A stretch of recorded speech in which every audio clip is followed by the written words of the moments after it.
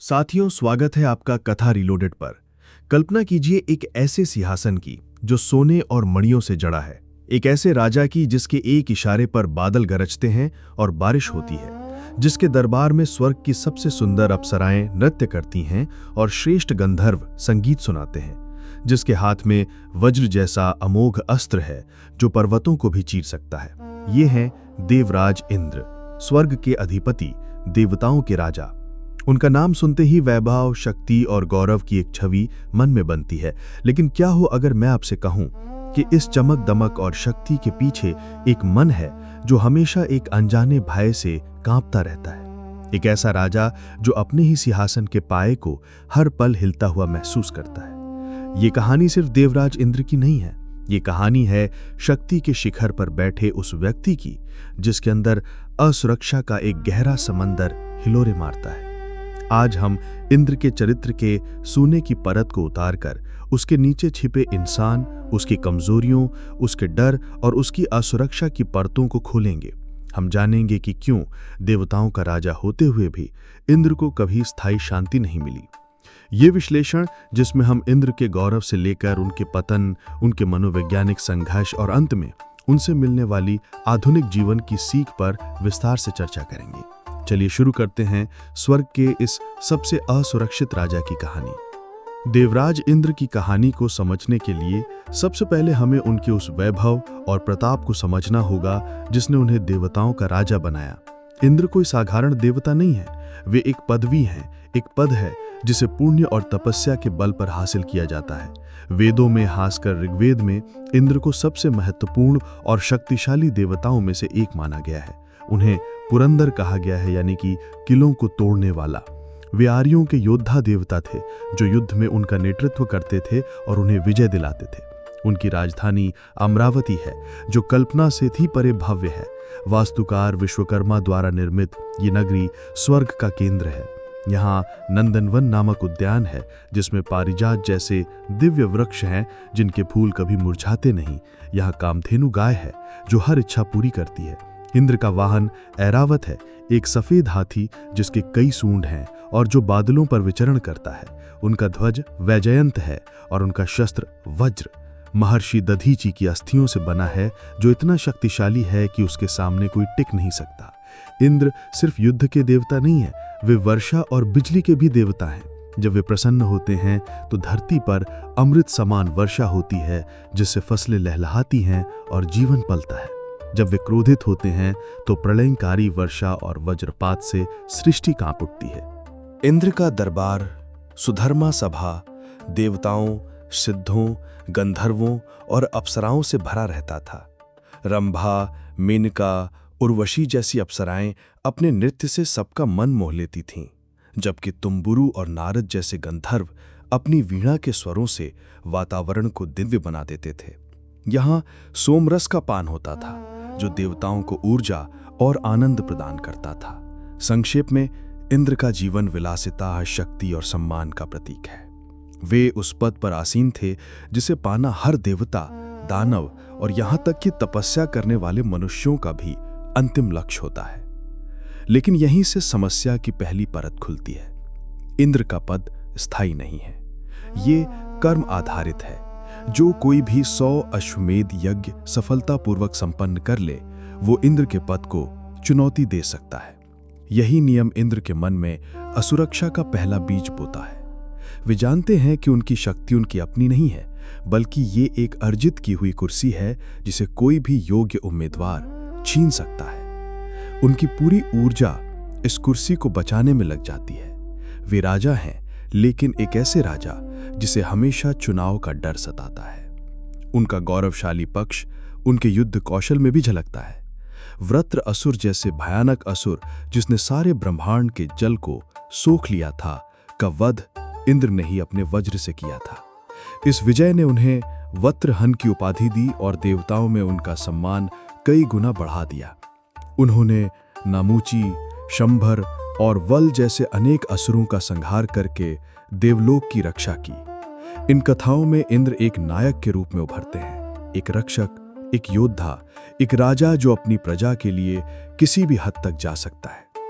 परंतु शक्ति का स्वभाव ही ऐसा है कि वो अपने साथ जिम्मेदारी के साथ साथ एक गहरा अहंकार और मोह भी लाती है। इंद्र इस मोह से बच नहीं पाए। वे अपने पद, अपनी शक्तियों और अपने ऐश्वर्य के इतने आदी हो गए कि उन्हें खोने का विचार ही उन्हें भयभीत कर देता था। उनका वैभवशाली जीवन, उनका सम्मान, उनका ऐश्वर्य, ये सब उनके लिए एक सोने का पिंजरा बन गया जिसे वे प्यार तो करते थे, लेकिन जिसकी सलाखों के हिलने की आवाज से ही उनकी आत्मा कांप उठती थी। इसी गौरव और वैभव के गर्व से उनकी उस असुरक्षा ने जन्म लिया जो उनके हर कर्म, हर निर्णय और हर रिश्ते पर अपनी छाया डालेगी।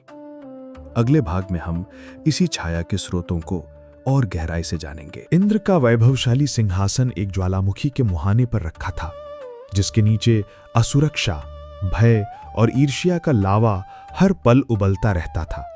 इंद्र की असुरक्षा के कई चेहरे थे और इसके स्रोत भी अनेक थे। ये केवल एक डर नहीं, बल्कि कई डरों का एक जटिल मिश्रण था, जिसने उनके चरित्र को गढ़ा और उन्हें बार बार गलतियां करने पर मजबूर किया। पहला और सबसे बड़ा कारण था नश्वर मनुष्यों और ऋषियों से भय। यह सुनने में कितना विरोधाभासी लगता है कि स्वर्ग का राजा, जिसके पास अपार शक्तियां हैं, वो धरती पर ध्यान में बैठे एक निशस्त्र ऋषि से डरता था। लेकिन यह डर वास्तविक था। इंद्र जानते थे कि कठोर तपस्या और यज्ञ के माध्यम से कोई भी मनुष्य या ऋषि इतनी पुण्य ऊर्जा जमा कर सकता है कि वो इंद्र पद का दावेदार बन जाए या उससे भी अधिक शक्तिशाली हो जाए। राजा त्रिशंकु की कहानी इसका उत्तम उदाहरण है। वे सदेह स्वर्ग जाना चाहते थे और जब गुरु वशिष्ठ ने मना कर दिया तो वे विश्वामित्र के पास गए। विश्वामित्र ने अपने तप की शक्ति से त्रिशंकु को स्वर्ग भेजना शुरू कर दिया। ये देखकर इंद्र भयभीत हो गए।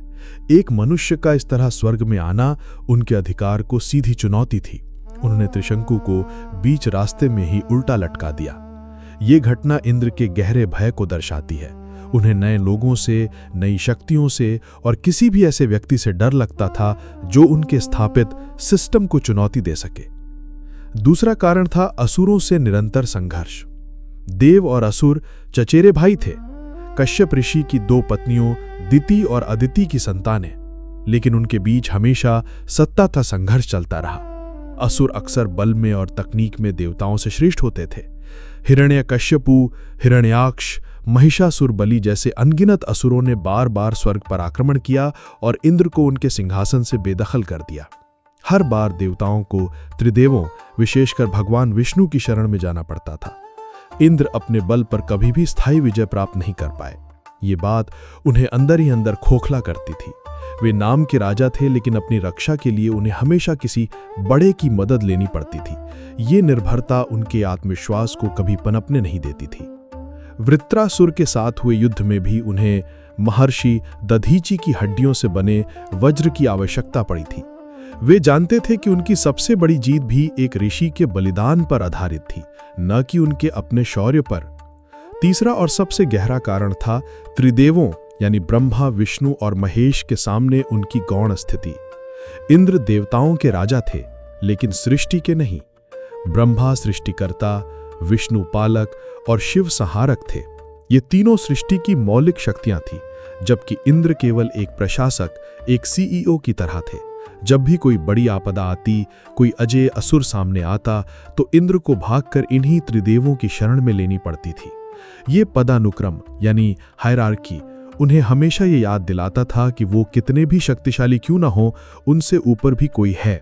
वे ब्रह्मांड के स्वामी नहीं, केवल एक विभाग के प्रमुख थे। ये एहसास उनके अहंकार को बार बार चोट पहुंचाता था। वे राजा होकर भी पूरी तरह से स्वतंत्र नहीं थे। उनकी हर बड़ी सफलता के पीछे विष्णु का आशीर्वाद या शिव का हस्तक्षेप होता था, जो उनके अपने यश को फीका कर देता था। इन 3 प्रमुख कारणों के अलावा उनकी असुरक्षा का एक मनोवैज्ञानिक पहलू भी था। वे पद से प्रेम करते थे, जिम्मेदारी से नहीं। उनके लिए इंद्र होना एक सुख सुविधा का साधन था, एक गौरव का प्रतीक था। वे उस गौरव को किसी भी कीमत पर खोना नहीं चाहते थे। यही कारण था कि जब भी कोई ऋषि तपस्या करता, तो इंद्र को ये नहीं लगता था कि वो आत्मज्ञान के लिए कर रहा है, बल्कि उन्हें लगता था कि वो उनका सिंहासन छीनने के लिए कर रहा है। उनकी असुरक्षा ने उनकी सोच को संकीर्ण और पैरानॉइड यानी संदेहपूर्ण बना दिया था। उन्हें हर कोने में एक षड्यंत्र, हर तपस्वी में एक प्रतियोगी और हर नई शक्ति में एक खतरा नजर आता था। यही वो अंधकार था जो उनके स्वर्ण सिंहासन के ठीक नीचे पल रहा था, और इसी अंधकार से प्रेरित होकर उन्होंने वे कार्य किए जिन्होंने उन्हें एक नायक से अधिक एक खलनायक के रूप में चित्रित कर दिया। जब असुरक्षा किसी व्यक्ति के मन पर हावी हो जाती है तो वो उससे ऐसे काम करवाती है जो नैतिक और सामाजिक रूप से गलत होते हैं। इंद्र का जीवन ऐसे ही कर्मों से भरा पड़ा है जो सीधे तौर पर उनके भय और असुरक्षा से प्रेरित थे। उन्होंने अपने सिंहासन को बचाने के लिए जिन हथकंडों का इस्तेमाल किया वे अक्सर अनीतिपूर्ण, धोखेबाजी से भरे और एक राजा के पद की गरिमा के विरुद्ध थे। पहला और सबसे कुख्यात हथकंडा था तपस्वियों की तपस्या भंग करना। यह इंद्र का पसंदीदा काम था। जब भी उन्हें पता चलता कि कोई ऋषि या राजा कठोर तप करके आध्यात्मिक शक्तियां अर्जित कर रहा है तो इंद्र का सिंहासन डोलने लगता था। उन्हें यह डर सताता था कि ये तपस्वी कहीं उनका पद न छीन ले। इस डर से निपटने के लिए वे अपनी सबसे सुंदर अप्सराओं जैसे मेनका, रंभा या उर्वशी को भेजते थे। उनका काम होता था अपनी सुंदरता और मोहक नृत्य से तपस्वी का ध्यान भंग करना, उसकी एकाग्रता को तोड़ना और उसे काम वासना में लिप्त कर देना। महर्षि विश्वामित्र की कहानी इसका सबसे प्रसिद्ध उदाहरण है। विश्वामित्र अपनी कठोर तपस्या से नई सृष्टि करने की शक्ति प्राप्त करने के करीब थे। इंद्र ने मेनका को भेजा जिसने सफलतापूर्वक विश्वामित्र की तपस्या भंग कर दी। हालांकि इससे शकुंतला जैसी पुत्री का जन्म हुआ, लेकिन इंद्र का उद्देश्य केवल एक महान आत्मा को उसके मार्ग से भटकाना था। ये उनकी कायरता को दर्शाता है। वे सीधी प्रतिस्पर्धा करने के बजाय धोखे और प्रलोभन का सहारा लेते थे। दूसरा विवादास्पद कार्य था छल और कपट का प्रयोग। इंद्र ने कई बार युद्ध जीतने या अपने शत्रुओं को हराने के लिए सीधे टकराव के बजाय छल का सहारा लिया। वृत्रासुर का वध इसका एक उदाहरण है। जब इंद्र उसे हरा नहीं पा रहे थे तो उन्होंने वृत्रासुर के साथ एक संधि की। संधि की शर्तों के अनुसार इंद्र उसे न तो दिन में मार सकते थे न रात में, न सूखे अस्त्र से न गीले अस्त्र से। इंद्र ने चालाकी से शाम का समय चुना जो न दिन था न रात, और समुद्र के झाग में जो न सूखा था न गीला में अपना वज्र छिपाकर वृत्रासुर पर प्रहार कर दिया। हालांकि उन्होंने देवताओं को एक बड़े संकट से बचाया, लेकिन उन्होंने एक संधि को तोड़ा जो धर्म के विरुद्ध था। इसी तरह उन्होंने असुर नमुची को भी वचन दिया था कि वे उसे न दिन में मारेंगे न रात में, न सूखे से न गीले से। बाद में उन्होंने उसी झाग वाले अस्त्र से उसका भी वध कर दिया। ये घटनाएं दिखाती हैं कि इंद्र के लिए लक्ष्य साधना महत्वपूर्ण था, साधन की पवित्रता नहीं। तीसरा और सबसे निंदनीय कार्य था गौतम ऋषि की पत्नी अहिल्या के साथ छल।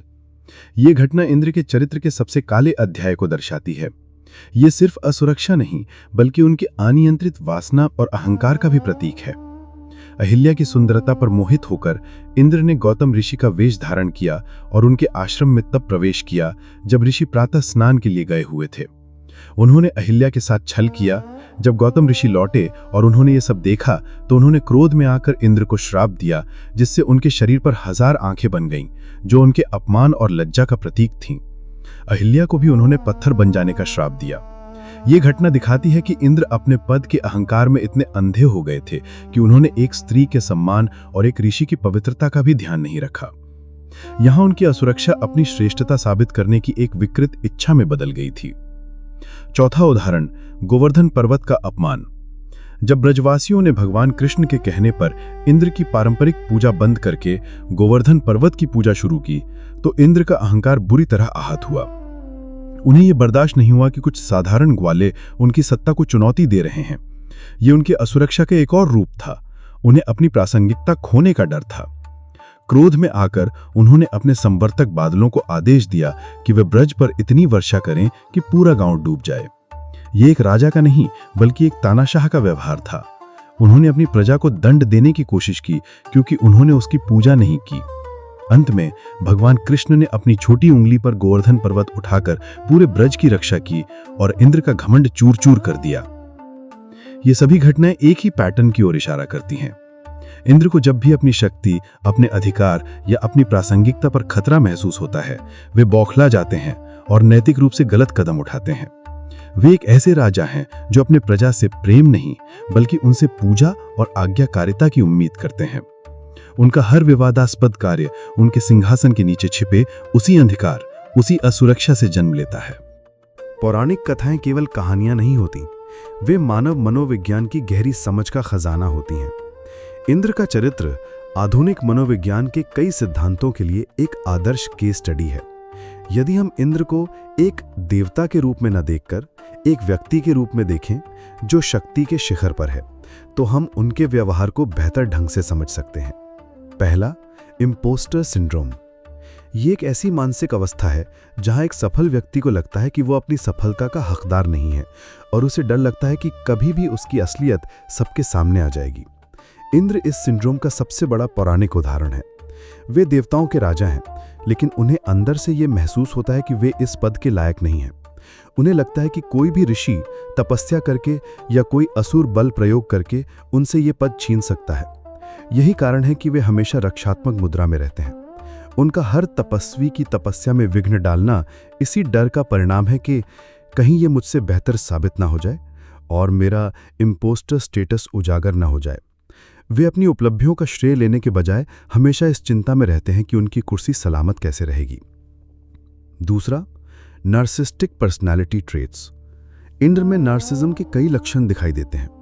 ग्रैंडियोसिटी, उन्हें अपनी महानता का अत्यधिक एहसास है। वे चाहते हैं कि सब उनकी पूजा करें, उनकी प्रशंसा करें, जैसा कि गोवर्धन प्रसंग में दिखता है। अत्यधिक प्रशंसा की आवश्यकता।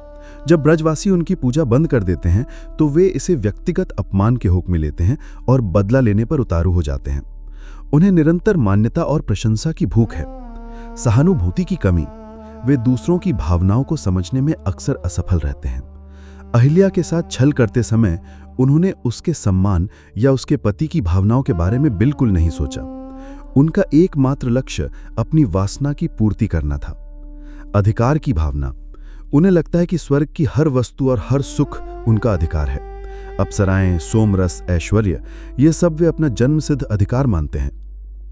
हालांकि ये ध्यान रखना महत्वपूर्ण है कि इंद्र का नार्सिज्म एक कमजोर या असुरक्षित नार्सिज्म है। वे बाहर से जितने अहंकारी दिखते हैं, अंदर से उतने ही डरे हुए हैं। उनका अहंकार उनकी गहरी असुरक्षा पर एक पर्दा है। तीसरा, तीव्र चिंता और पैरानोया। इंद्र का जीवन एक स्थायी चिंता की स्थिति में बीतता है। वे कभी शांत नहीं रह पाते। उन्हें हमेशा षड्यंत्र का शक रहता है। कोई भी अज्ञात शक्ति उनके लिए खतरा है। उनका मन हमेशा क्या होगा अगर, व्हाट इफ की स्थिति में रहता है। क्या होगा अगर ये ऋषि मुझसे ज्यादा शक्तिशाली हो गया? क्या होगा अगर असुरों ने फिर से आक्रमण कर दिया? क्या होगा अगर त्रिदेवों ने मुझसे मेरा पद छीन लिया? ये पैरानोया उन्हें कभी भी एक स्थिर और विवेकपूर्ण शासक नहीं बनने देता। वे हमेशा प्रतिक्रिया यानी रिएक्शन करते हैं, योजना यानी एक्शन नहीं बनाते। चौथा, शक्ति का नशा और नैतिक शरण। लॉर्ड एक्टन ने कहा था, शक्ति भ्रष्ट करती है और पूर्ण शक्ति पूरी तरह से भ्रष्ट कर देती है। इंद्र इसका एक क्लासिक उदाहरण है। लंबे समय तक सत्ता में रहने के कारण उनकी नैतिक समझ कमजोर हो गई है। उनके लिए अपने पद को बनाए रखना ही सबसे बड़ा धर्म बन गया है और इसके लिए वे कोई भी अधर्म करने को तैयार रहते हैं। छल, कपट, वासना, ये सब उनके लिए अपनी सत्ता को बनाए रखने के उपकरण बन गए हैं। वे ये भूल जाते हैं कि एक राजा का धर्म अपनी प्रजा की रक्षा करना और न्याय स्थापित करना होता है, न कि केवल अपने सिंहासन की चिंता करना। संक्षेप में इंद्र का चरित्र एक शक्तिशाली लेकिन टूटे हुए व्यक्ति का चित्र प्रस्तुत करता है। वे एक ऐसे सीईओ की तरह हैं जो अपनी कंपनी को शीर्ष पर तो ले आया है, लेकिन उसे हर पल ये डर सताता है कि कोई जूनियर कर्मचारी या प्रतियोगी कंपनी उसे बाहर कर देगी। यह असुरक्षा उसे गलत व्यापारिक निर्णय लेने, अपने कर्मचारियों का शोषण करने और अनैतिक प्रथाओं में शामिल होने के लिए मजबूर करती है। इंद्र की कहानी हमें बताती है कि बाहरी शक्ति और आंतरिक शांति में कोई सीधा संबंध नहीं है। आप दुनिया के राजा हो सकते हैं, लेकिन अगर आपका मन आपका गुलाम नहीं है तो आप हमेशा एक कैदी ही रहेंगे। इंद्र की कहानी केवल स्वर्ग और देवताओं की कहानी नहीं है। ये हर उस इंसान की कहानी है जिसे कभी न कभी शक्ति, सफलता और उसे खोने का डर महसूस हुआ है। इंद्र का चरित्र एक दर्पण है जिसमें हम अपने समाज, अपने नेताओं और यहाँ तक कि अपने भीतर की कमजोरियों को भी देख सकते हैं। हम उन शाश्वत सबकों पर विचार करेंगे जो देवराज इंद्र का असुरक्षित चरित्र हमें सिखाता है। 1. सच्ची शक्ति आंतरिक होती है, बाहरी नहीं। इंद्र के पास सब कुछ था, एक राज्य, एक सेना, दिव्य अस्त्र और अपार ऐश्वर्य, लेकिन उनके पास मन की शांति और आत्मविश्वास नहीं था। उनकी कहानी का सबसे बड़ा सबक यह है कि असली शक्ति पद प्रतिष्ठा या धन में नहीं, बल्कि आत्मनियंत्रण, आत्मज्ञान और आंतरिक सुरक्षा में निहित है। एक व्यक्ति जो अंदर से मजबूत और शांत है, वो बिना किसी सिंहासन के भी राजा है, जबकि एक असुरक्षित व्यक्ति सोने के सिंहासन पर बैठकर भी एक भिखारी की तरह भयभीत रहता है। आज के कॉरपोरेट जगत में हम ऐसे कई इंद्र देखते हैं। बॉस जो अपने अधीनस्थों की सफलता से जलते हैं, मैनेजर जो अपनी कुर्सी बचाने के लिए किसी भी हद तक चले जाते हैं। इंद्र हमें याद दिलाते हैं कि नेतृत्व का असली अर्थ दूसरों को दबाना नहीं, बल्कि उन्हें ऊपर उठाना है। 2. असुरक्षा आपको अपने सबसे बुरे संस्करण में बदल देती है। इंद्र स्वभाव से पूरी तरह बुरे नहीं थे। उन्होंने कई बार देवताओं की रक्षा की और नायक की भूमिका निभाई, लेकिन जब भी उनकी असुरक्षा हावी हुई, उन्होंने अपने सबसे खराब रूप का प्रदर्शन किया। उन्होंने धोखा दिया, छल किया और अपनी शक्तियों का दुरुपयोग किया। ये हमारे लिए एक चेतावनी है। जब हम असुरक्षित महसूस करते हैं, चाहे वो हमारे रिश्ते में हो, हमारे करियर में हो या सामाजिक स्थिति में हो, तो हम ईर्ष्या, संदेह और क्रोध जैसी नकारात्मक भावनाओं के शिकार हो जाते हैं। ये भावनाएं हमें ऐसे काम करने पर मजबूर करती हैं जिन पर हमें बाद में पछतावा होता है। इंद्र की कहानी हमें सिखाती है कि अपनी असुरक्षाओं को पहचानना और उन पर काम करना कितना महत्वपूर्ण है, इससे पहले कि वे हमारे व्यक्तित्व को नियंत्रित करने लगें। 3. कर्म का नियम किसी को नहीं बख्शता। इंद्र देवताओं के राजा थे, फिर भी वे कर्म के नियम से ऊपर नहीं थे। उन्होंने जब भी कोई गलत काम किया, उन्हें उसका परिणाम भुगतना पड़ा। अहिल्या के साथ छल करने पर उन्हें श्राप मिला और अपना सम्मान खोना पड़ा। गोवर्धन का अपमान करने पर उन्हें कृष्ण के सामने अपमानित होना पड़ा। उनकी कहानी इस सार्वभौमिक सत्य को पुष्ट करती है कि आपके कर्म, चाहे अच्छे हों या बुरे, एक दिन लौटकर आपके पास जरूर आते हैं। आपका पद या आपकी शक्ति आपको आपके कर्मों के फल से नहीं बचा सकती। 4. परिवर्तन ही ब्रह्मांड का नियम है। इंद्र का सबसे बड़ा डर परिवर्तन था। वे अपनी स्थिति को स्थायी बनाना चाहते थे, लेकिन ब्रह्मांड का नियम ही परिवर्तन है। कोई भी पद हमेशा के लिए नहीं होता। जो आज राजा है, कल वो रंक हो सकता है।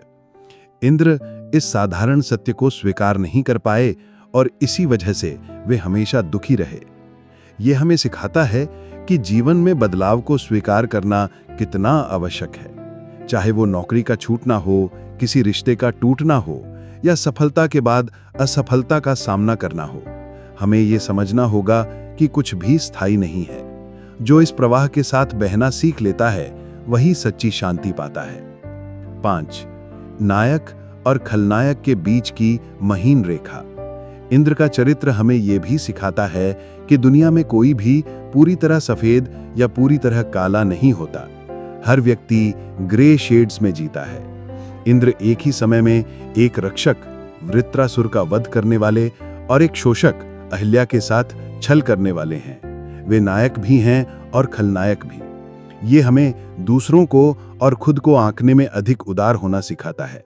हर इंसान के अंदर एक देवता और एक असुर दोनों मौजूद होते हैं। हमारी चुनौती ये है कि हम अपने भीतर के इंद्र की असुरक्षाओं को पहचानें और उन्हें अपने विवेक से नियंत्रित करें। अंततः इंद्र की कहानी स्वर्ग के एक राजा की कहानी से कहीं बढ़कर है। ये हमारे मन के सिंहासन की कहानी है। यह हमें दिखाती है कि कैसे शक्ति का शिखर भी एकांत और भय का स्थान हो सकता है, अगर उसे ज्ञान और आत्मनियंत्रण के बिना हासिल किया जाए। इंद्र अमर हैं, लेकिन उनकी कहानी हमें बताती है कि सच्ची अमरता शरीर की नहीं, बल्कि कर्मों और चरित्र की होती है। वे एक चेतावनी है, एक सबक है और एक शाश्वत अनुस्मारक हैं कि सबसे बड़ी लड़ाई असुरों से नहीं, बल्कि अपनी आंतरिक कमजोरियों से होती है। और इस लड़ाई में वज्र जैसा बाहरी अस्त्र नहीं, बल्कि विवेक और धर्म जैसी आंतरिक शक्ति ही हमें विजयी बना सकती है। यही इंद्र की कथा का रीलोडेड संस्करण है, जो आज भी उतना ही प्रासंगिक है जितना सदियों पहले था। साथियों, हम फिर से मिलते हैं ऐसे ही एक और वीडियो के साथ। नमस्कार।